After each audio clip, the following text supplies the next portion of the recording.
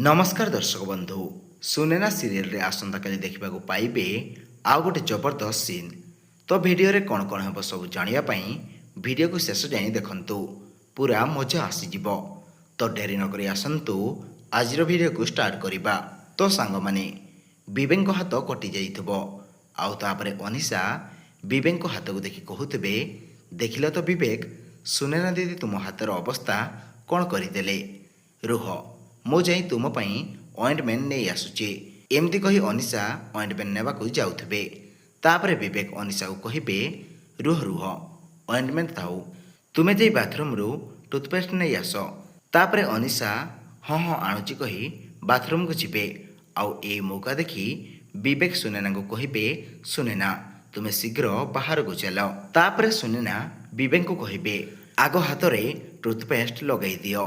तापरे विवेक कहिबे, तुमे चलिल चल। तापरे विवेक अनिशा को सही रूम रे लॉक करदेबे। तापरे अनिशा आसी देखिबो जे विवेक तांको डोर लॉक करी चली जाइथिबे। तापरे अनिशा कहिबो, विवेक मते बोका बनाइकी चली गले। तापरे विवेक आउ सुनेना सेठारु चली खसी जाउथिबे।